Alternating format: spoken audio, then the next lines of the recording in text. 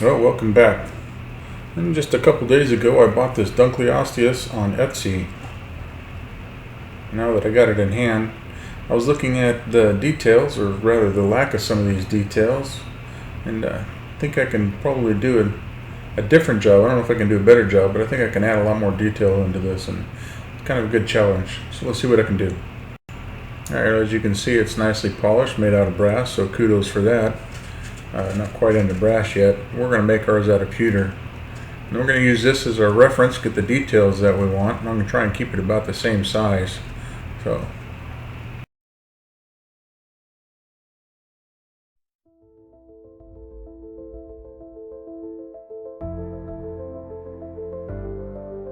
alright, we're going to use Super Sculpting medium. I'm just going to get the core of it set up.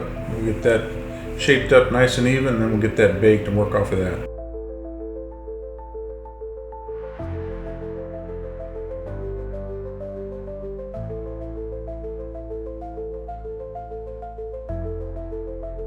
Alright, now that we got it out of the oven and cooled off, we're going to sand it down, get all those little dimples evened out.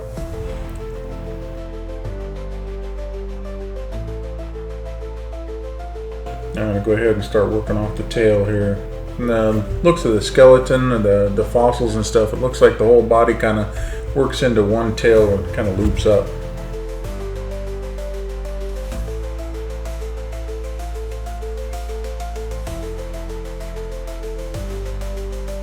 Not quite high enough, so we're going to take that, add some clay. Now this is a Super Sculpey living doll, a little softer, a little more flexible.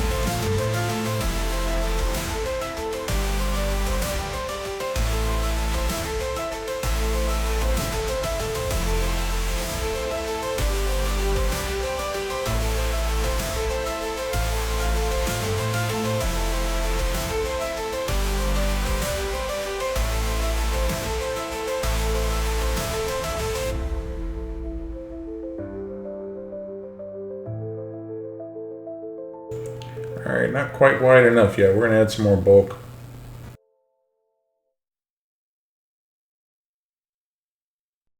Alright, well I got to put it in the mouth here, so I had to cut off the front part of this, and I'm going to resculpt it so I can get a mouth in there.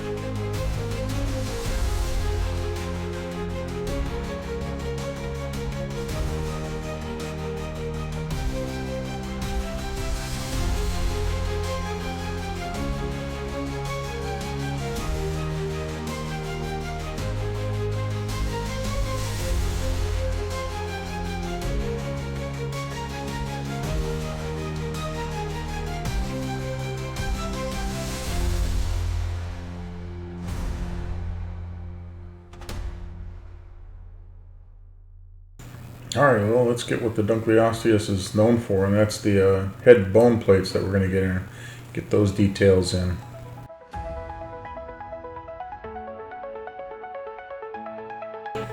Just a matter of adding like a little snake of clay there and put it across there, and then blend one side into it, and then it kind of looks like one edge is lifted up as the other edge is blending into the plate. Good technique.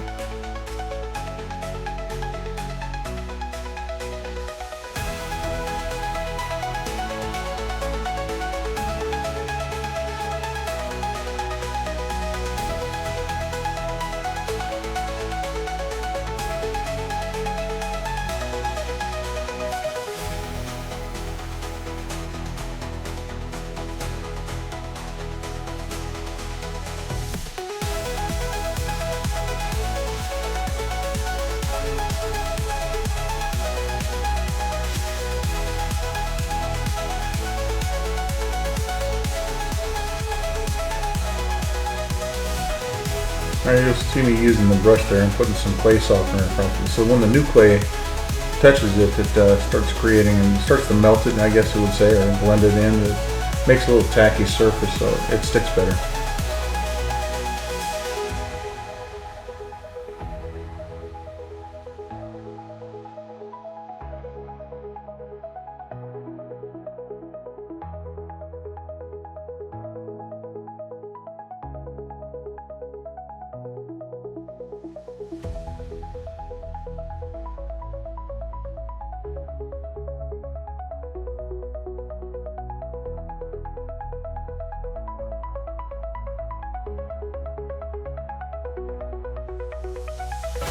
You want to make sure that it's kind of symmetrical and both sides are lining up equal distances.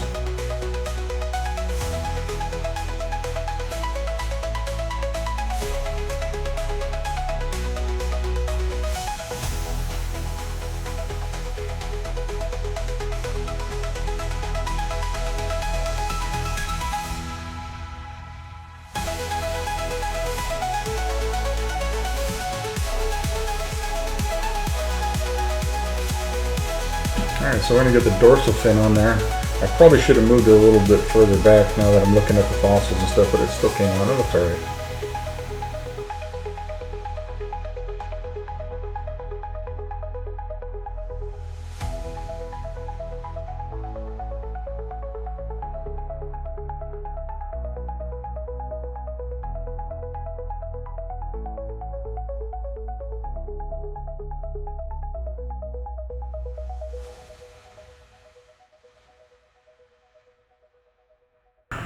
Still not chunky enough for me, so we're going to bulk it out on both sides. Hopefully I can keep it even.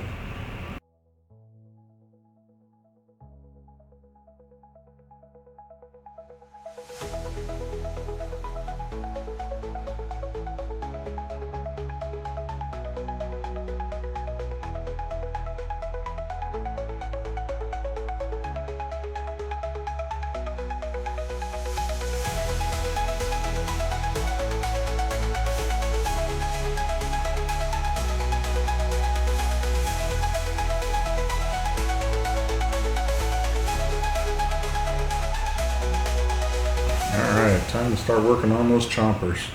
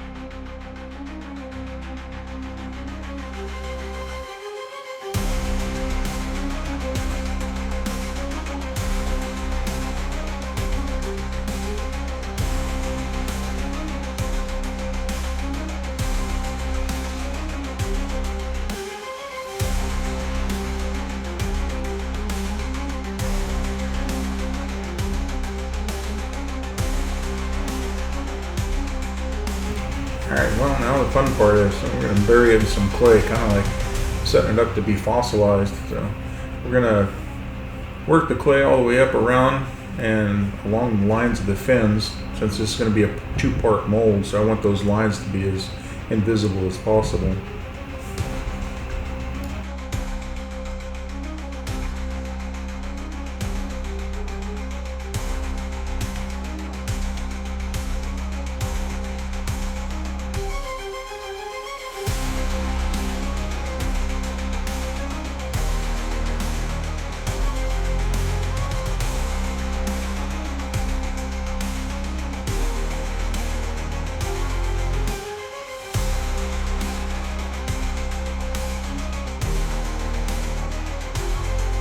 You want to make sure you kind of add piece by piece so you don't put too much pressure on your model there. You end up cracking and busting off some of the fins of your sculpt.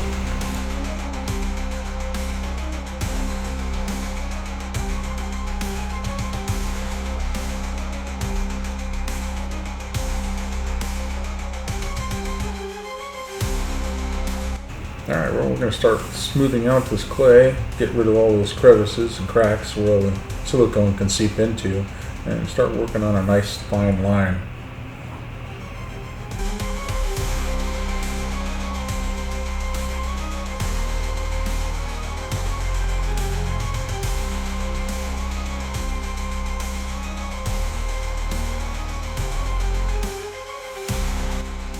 Alright, we're going to use this tool here and start pushing clay in closer to the body.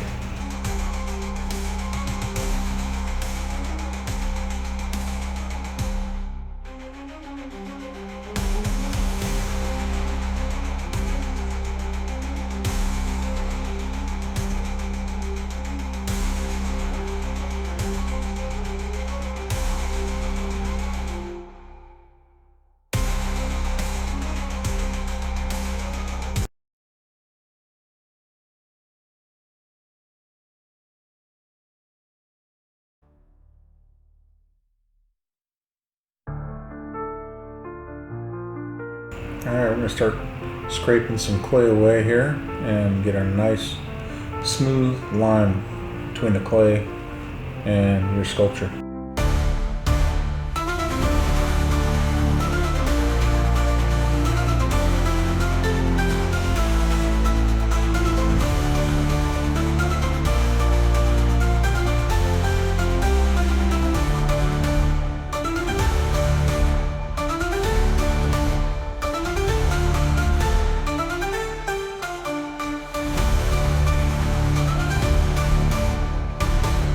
Alright, using this ball styles from a couple of different sizes here, we're going to set up some keys in the side of the mold.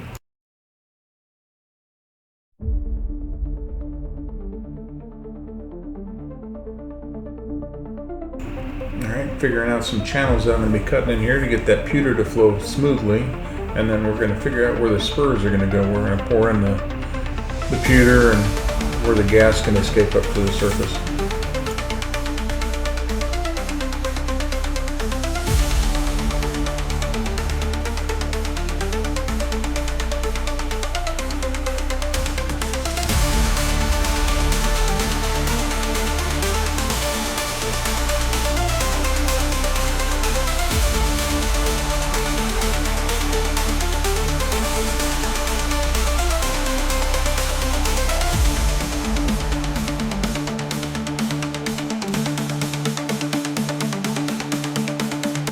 We're going to make ourselves a little box out of cardboard here.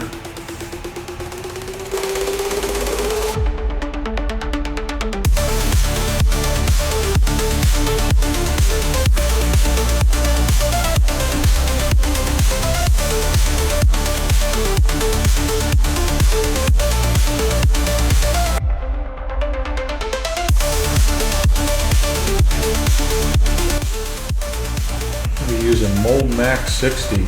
High temperature silicone. I'm going to pour my pewter.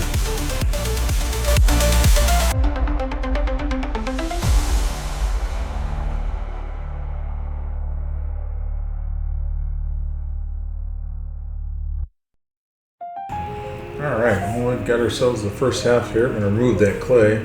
Looks like we got a pretty good pour. And then we'll set it up for the other side.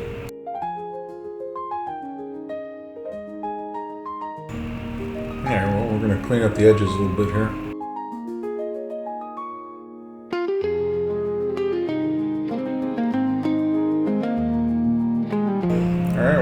use some petroleum jelly here. That's going to be our mold release.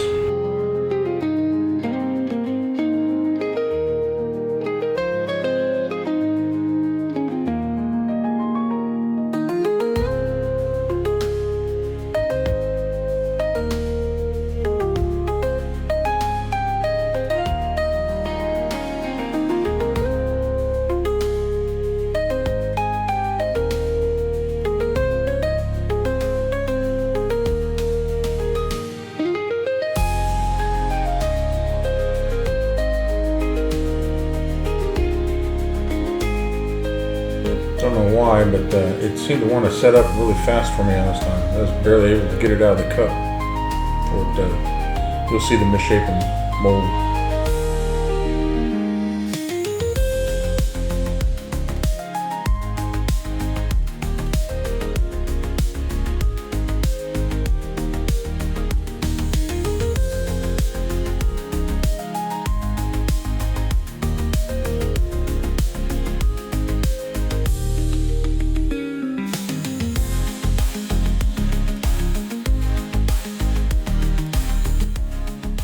Alright, looks good. So let's get it cleaned up, get those spews out of there, and let's get ready for our first pour.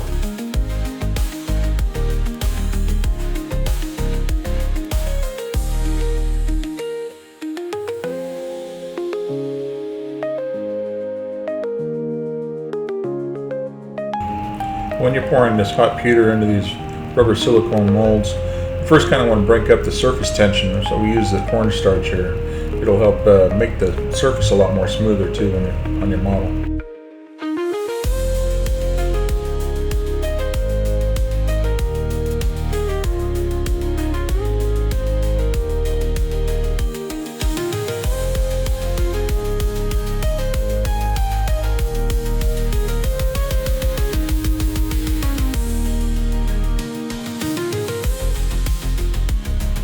I ended up pouring probably 5 or 6 different castings on here before I actually got one that was that worked pretty good. I really had to pour slow. Kept getting voids in there. So I come to find out that I did not have enough venting in there to get the air out as I was pouring in the pewter. So it just backed up, and I always had a void. So we got one.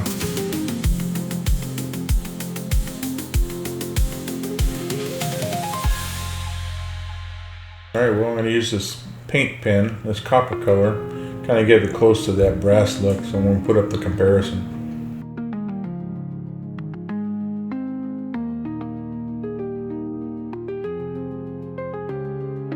Now we're going to give it a good black wash and kind of fill in all the detail.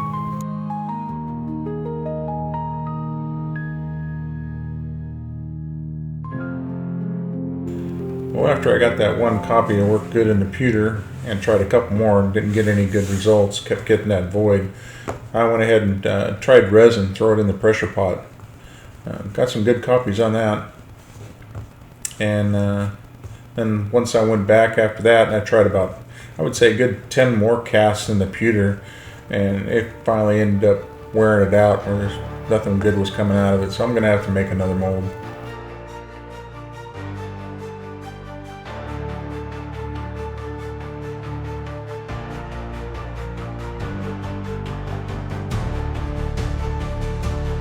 Well, with the resin castings, and there's a couple of bubbles that didn't get out, again with the venting in the mold. So I ended up having to use some green stuff and go in there and re-sculpt those areas that had bubbles and voids. You can do that with resin, but not with pewter. Alright, we'll get the detail painting done on this, and we'll start working on a base.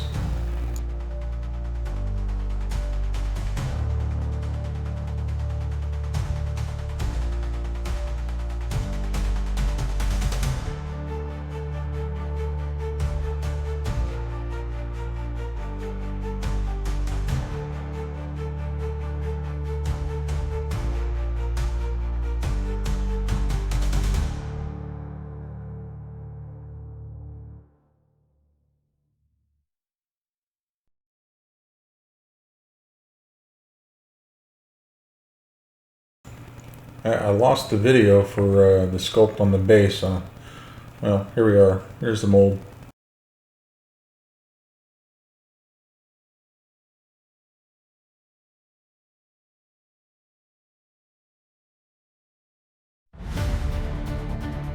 Alright, well, we did a dark gray on the base, and then we're going to do a black wash, and then a lighter gray dry brushing on it, give that detail to pop out. We got ourselves a little acrylic rod that's going to stick out the top and kind of be transparent to pull our fish up.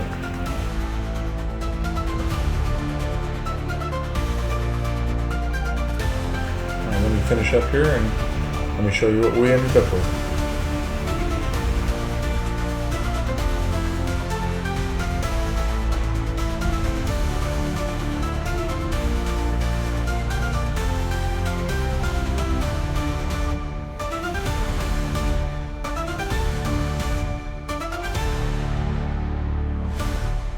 Alright, well, I think we stayed pretty close to being the same size. I think mine ended up being maybe a 1/4 inch longer.